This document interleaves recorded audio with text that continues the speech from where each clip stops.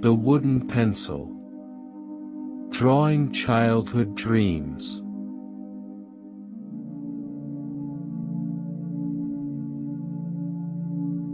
There's a drawer in my old writing desk that squeaks when you pull it open. Inside, buried under yellowing receipts and forgotten stamps, lies a single wooden pencil. It's so small now that my fingers can barely hold it, the eraser long gone, the tip dulled down to a stubborn nub. Sometimes, when the nights feel too long, I take it out and hold it between my fingers. It reminds me of a time when a boy could believe he'd draw himself a different life, line by line, on scraps of notebook paper. When I was 9, I found that pencil in a tin can at the back of my father's store. He said it was too short to sell, worthless, he'd grumble, tossing it aside. But to me, it was more than enough. It was the sharpest sword, the fastest race car, the tallest tree. In my hands, it became whatever I needed it to be. I'd sit on the wooden floor behind the counter, knees tucked up, tongue peeking from the corner of my mouth as I pressed that pencil to paper. I drew castles taller than the clouds, cars with wings, and myself, always taller, braver, bigger than the boy in the cracked shop mirror.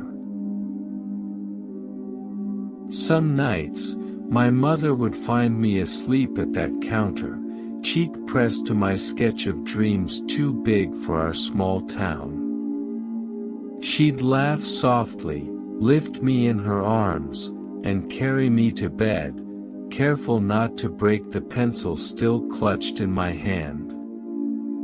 That pencil drew more than pictures. It drew promises. One day, I'd tell myself, I'd become the man on those pages. Someone who could buy my mother a warm coat when winters were cruel, fix the roof when it leaked, take her on a train to see mountains that only lived in my drawings. When I was 12, I sketched my first dream on real paper, a blueprint for a toy airplane. I spent a week carving scraps of wood behind the store, sanding the wings until they were smooth enough to fly, at least in my mind. It never flew more than a few feet, but in that moment, with the wind catching the tiny wings, I felt like I could build anything. Life, of course, found other ways to use my hands. They grew calloused fixing shelves, carrying boxes, paying bills my father could no longer face.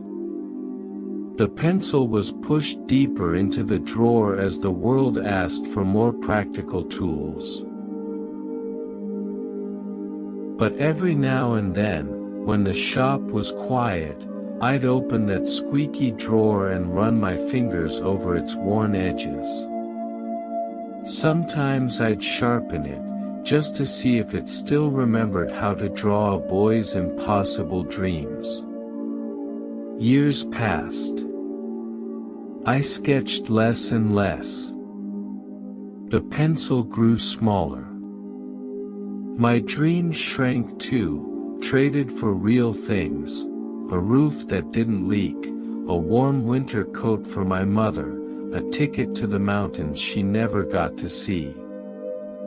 Now, I sit by the same desk, the shop long closed, shelves covered in dust and old memories.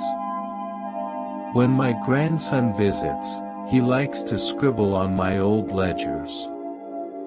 Sometimes, I press this tiny pencil into his palm and watch him draw wobbly shapes and stick-figure dragons. When he lifts his head and asks if they can fly, I smile and tell him they already do. Because in that moment, that scrap of wood is more than a pencil, it's a key, a promise, a tiny sword that can carve castles from air. And maybe, when I'm gone, he'll find this pencil buried in the same drawer. Maybe he'll hold it between his own fingers on nights that feel too long, and remember that all it takes is one line, one dream, and something small enough to fit between your fingers to draw a life bigger than the walls that hold you.